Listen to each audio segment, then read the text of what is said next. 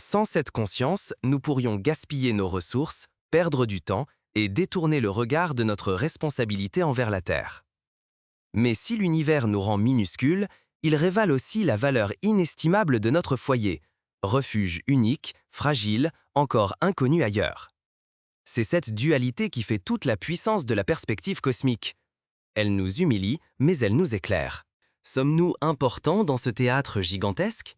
Ou ne sommes-nous qu'une parenthèse infime, égarée dans l'espace? Cette question n'est pas nouvelle. Déjà, dans l'Antiquité, Épicure s'interrogeait sur la pluralité des mondes. Galilée, en pointant sa lunette vers Jupiter, a brisé l'illusion de notre centralité. Réfléchir à notre place n'est pas un simple caprice.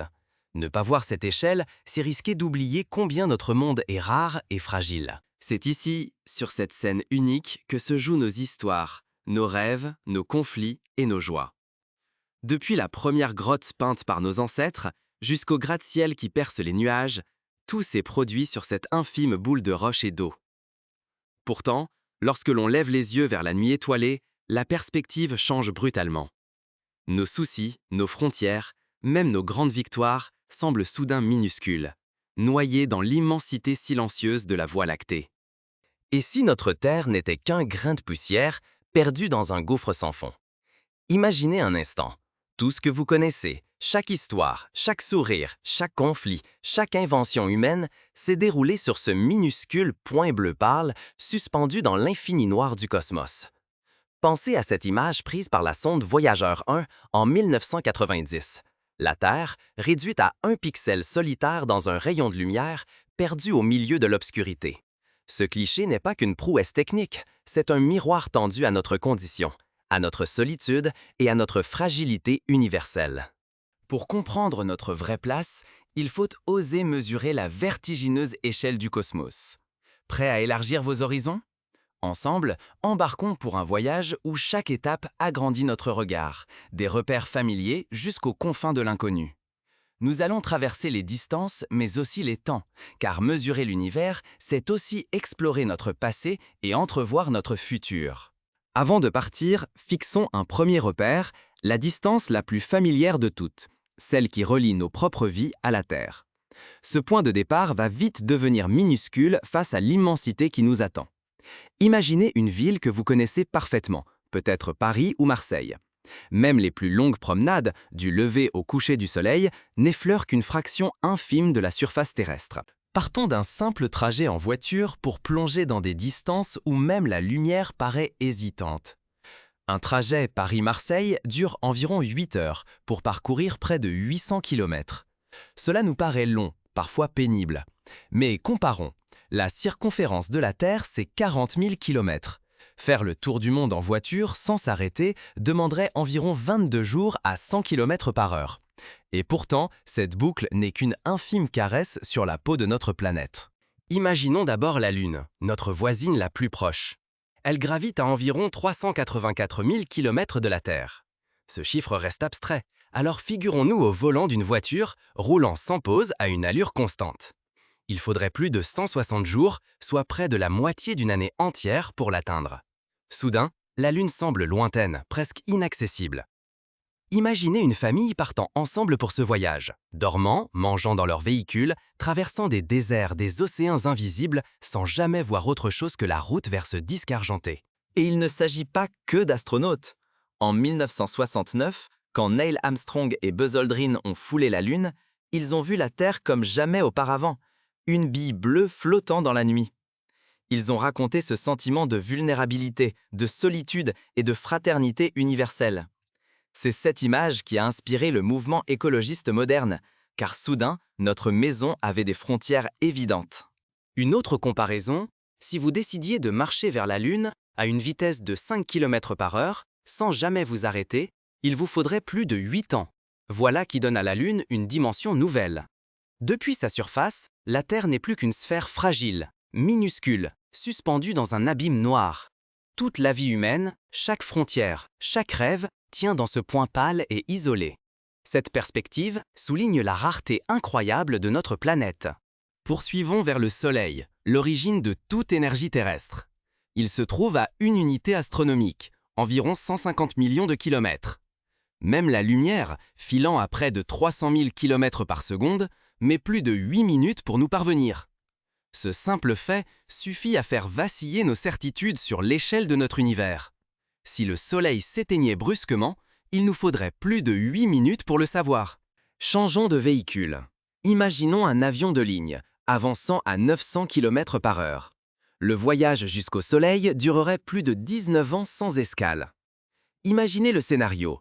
Embarqué dans un vol sans fin, traversant des paysages qui ne changent jamais, fonçant vers une lumière inaccessible.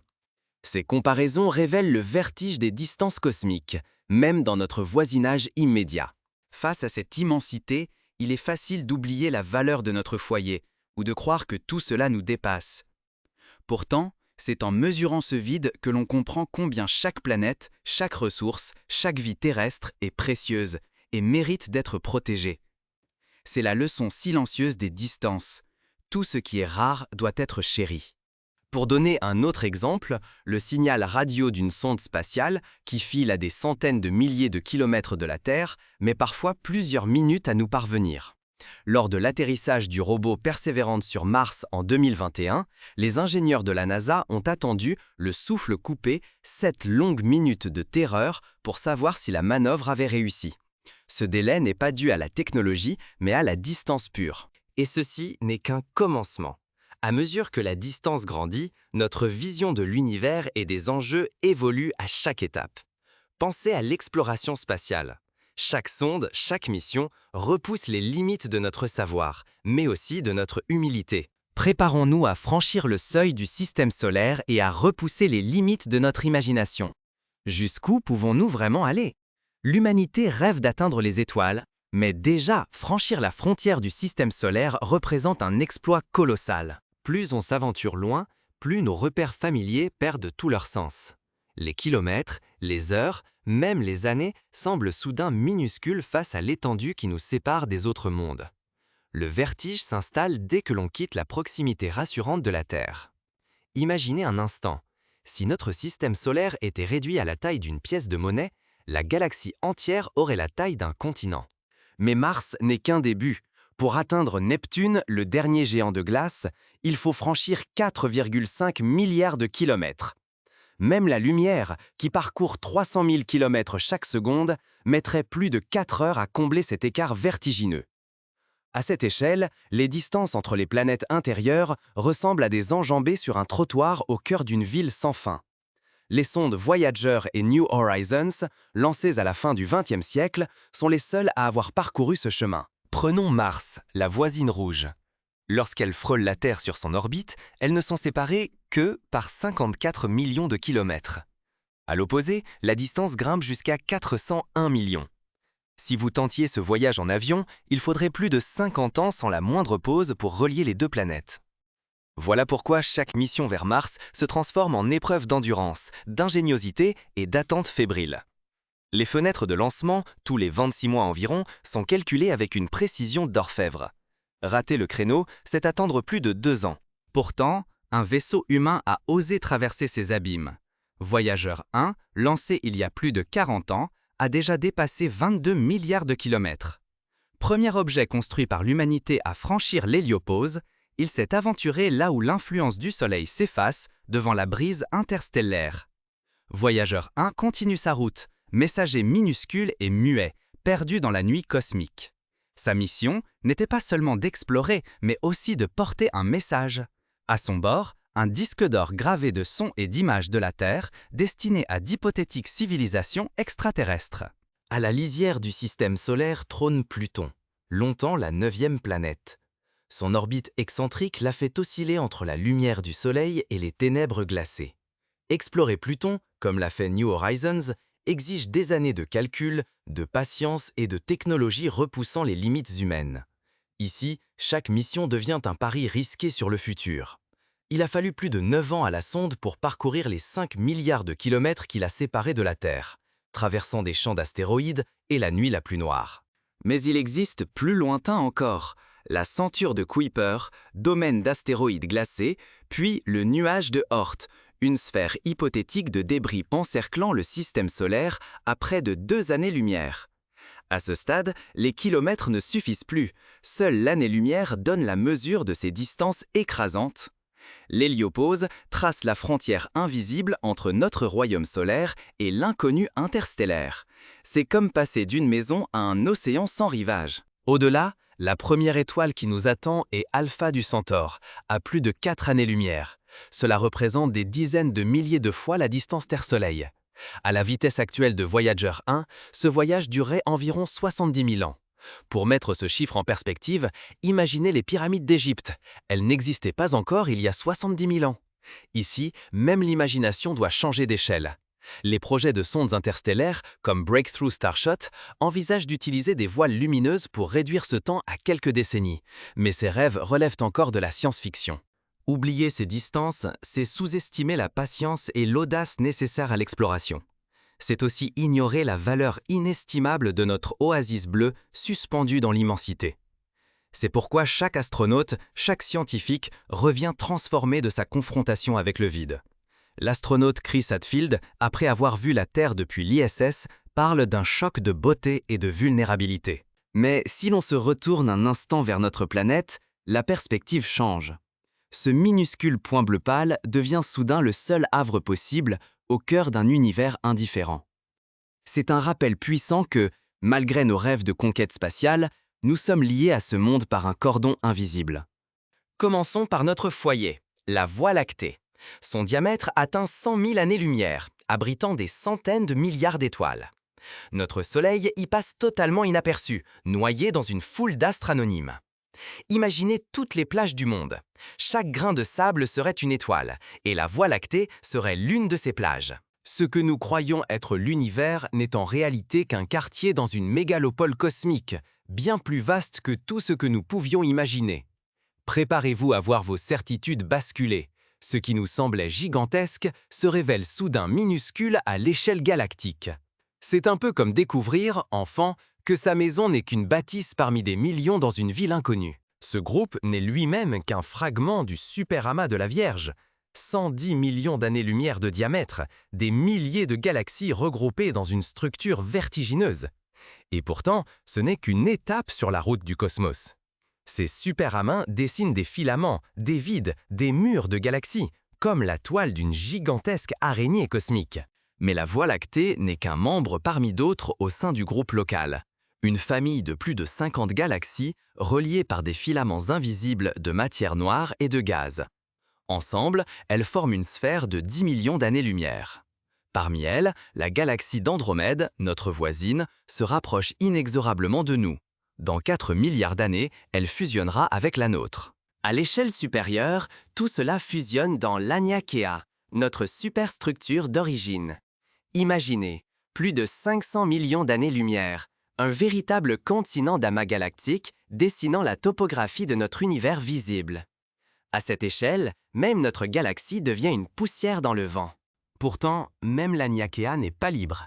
Elle est attirée par un point obscur et puissant, le grand attracteur. Ce géant gravitationnel, dont la nature reste mystérieuse, entraîne des millions de galaxies, distordant leur trajectoire dans le silence des profondeurs. C'est un peu comme une rivière invisible qui façonne le paysage, sans que personne ne sache où elle mène. Mais même cette immensité a ses frontières. Au-delà, certaines régions resteront à jamais hors d'atteinte.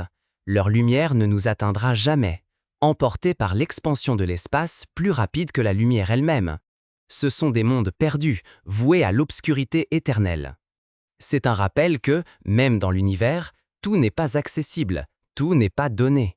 En reculant encore, nous atteignions la limite de l'univers observable, 93 milliards d'années-lumière, une bulle fixée non par la matière, mais par la vitesse de la lumière et l'âge du cosmos. Cette sphère s'étend sans cesse, car l'espace lui-même se dilate. Ce que nous voyons n'est qu'une tranche du passé. La lumière la plus lointaine que nous percevons aujourd'hui a voyagé depuis le Big Bang il y a 13,8 milliards d'années. Pourtant, comprendre cette immensité ne doit pas nous écraser. Cela peut transformer notre rapport à la Terre, notre façon de rêver et même notre avenir collectif. Saisir notre place dans cette immensité donne un sens nouveau à chaque choix, chaque ressource, chaque génération. C'est ce que Carl Sagan appelait la perspective cosmique, un antidote à l'arrogance et à l'indifférence. Ignorer cette échelle, c'est risquer de nous priver d'humilité, de curiosité et de la conscience de la fragilité de notre histoire au sein d'une structure infiniment complexe. Les civilisations anciennes, qui croyaient la Terre immobile au centre du monde, vivaient dans une bulle de certitude. Aujourd'hui, notre bulle a grossi, mais elle a aussi éclaté. Nous savons que nous ne sommes qu'un épisode dans un récit beaucoup plus vaste. À ce jour, aucune preuve d'un plan B n'existe. La Terre reste notre seul asile. Partir ailleurs demeure un mirage lointain. Chaque mission spatiale souligne à quel point les distances sont vertigineuses, les obstacles innombrables.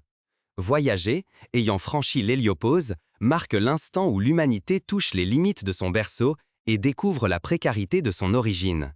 C'est un peu comme un enfant posant un pied hors de la maison familiale, réalisant soudain l'immensité et les dangers du monde extérieur. Ce n'est pas l'insignifiance qui naît de notre isolement cosmique, mais une immense responsabilité. Lorsque Voyager s'est retournée pour photographier la Terre à des milliards de kilomètres, elle n'a capturé qu'un minuscule point bleu pâle. C'est sur ce pixel fragile que reposent toutes nos histoires, nos deuils, nos rêves et nos espoirs. Un unique foyer, suspendu dans l'obscurité, irremplaçable. Prenons l'exemple des missions Apollo. Chaque gramme de roche lunaire rapporté sur Terre a demandé une planification minutieuse, un effort collectif mondial et des sacrifices humains. Cela montre combien chaque tentative pour sortir de notre berceau est coûteuse.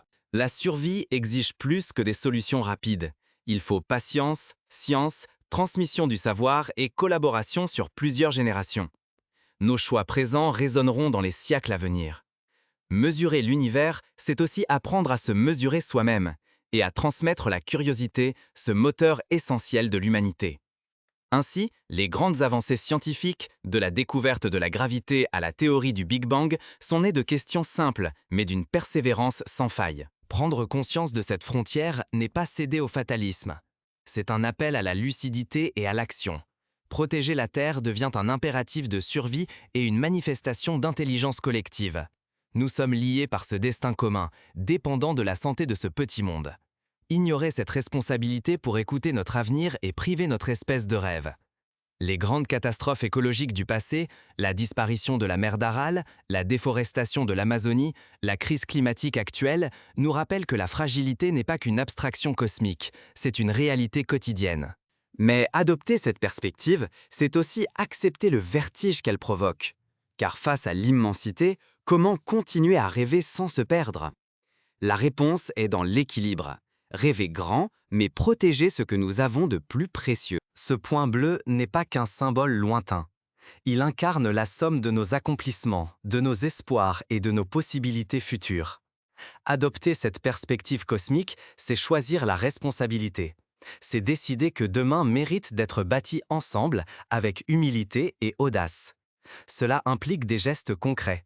Préserver la biodiversité, limiter notre impact, développer les énergies renouvelables, éduquer les générations futures à la beauté du monde et à la science.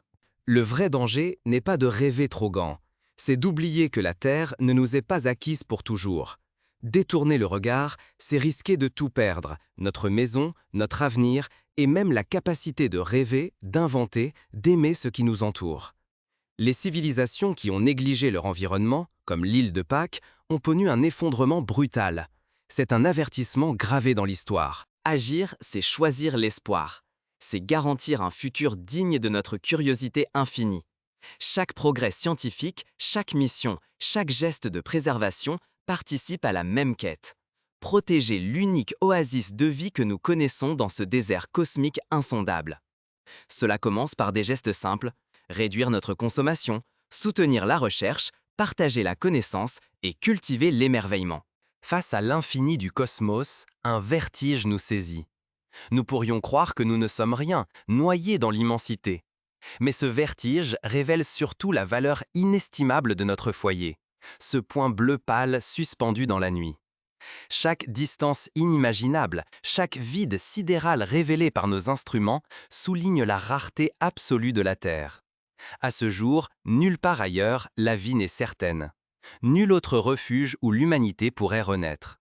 Ce minuscule monde, c'est notre unique vaisseau pour traverser le temps et l'espace. Comprendre notre place, c'est devenir les gardiens d'un miracle fragile.